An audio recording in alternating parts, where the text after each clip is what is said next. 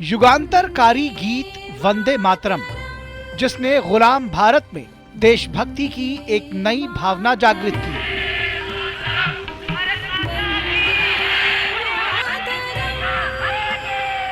और वही आजाद भारत के निर्माण की नींव बना।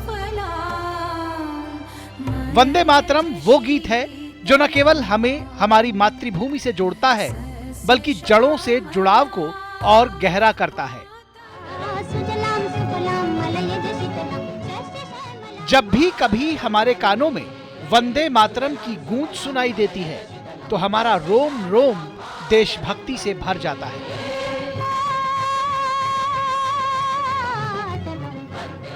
हमारे भीतर ऊर्जा, गर्व और देशभक्ति की भावनाएं हिलोरे मारने लगती हैं।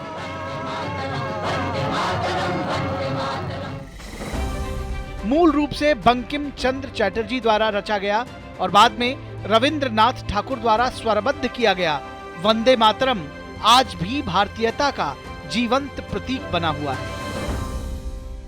समय के साथ इस गीत को कई समकालीन कलाकारों और संगीतकारों ने नए अंदाज में प्रस्तुत किया है, जो इसकी भावना को आधुनिक पीढ़ी तक पहुंचाते हैं। सबसे पहले वंदे मातरम को संगीतबद्ध किया और गाया गुरुदेव रविंद्रनाथ टैगोर ने, जिन्होंने भारतीयों के दिलों में इसे बैठा दिया।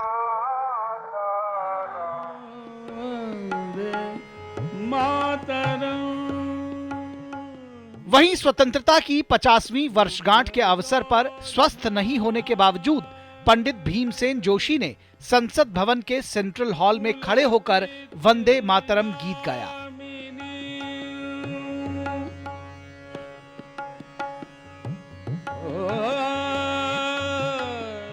इस मौके पर सभी श्रोताओं ने भी खड़े होकर राष्ट्रीय गीत गाया और इसका आनंद लिया।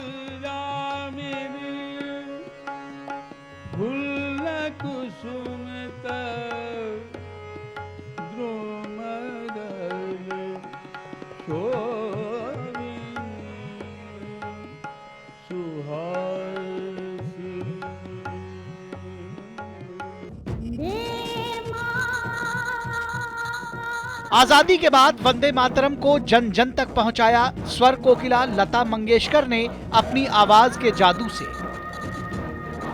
क्या बच्चा, क्या बूढ़ा, क्या जवान, सबके दिलों में वंदे मातरम की गूंज बैठ गई।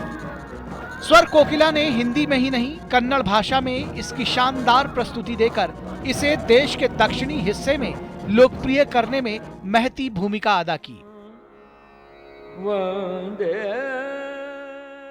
प्रसिद्ध शास्त्रीय गायक पंडित जसराज ने भी इस देशभक्ति और स्वतंत्रता आंदोलन के प्रतीक गीत को अपना स्वर देकर इसे भारतीय जनमानस और युवा पीढ़ी तक पहुंचाने का काम किया।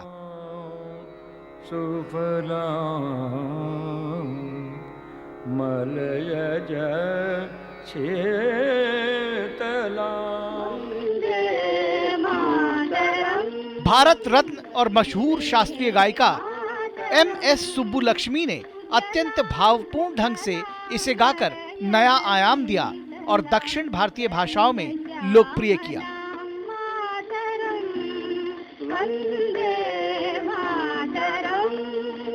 ओंकार नाथ ठाकुर भारत के शिक्षा शास्त्री, संगीतज्ञ एवं हिंदुस्तानी शास्त्रीय संगीतकार थे। उन्होंने वंदे मातरम का जो रूप प्रस्तुत किया, वो भी जन जन के मन में बस गया। प्रसिद्ध संगीत निर्देशक हेमंत कुमार मुखोपाध्याय ने भी अपने सुरों और गायन से वंदे मातरम को फिल्मों में अमर कर दिया। ये वंदे मातरम का एक ऐसा रूप था जो भारत की ऊर्जा, विविधता और गौरव को दर्शाता था।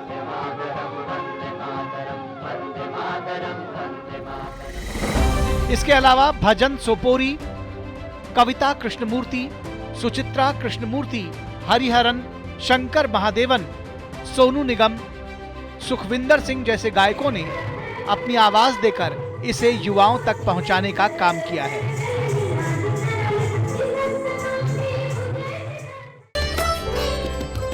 कई फ्यूजन बैंड्स, यूट्यूब आर्टिस्ट और स्कूल की टोलियों ने इस गीत को अपने अपने अंदाज में पेश किया।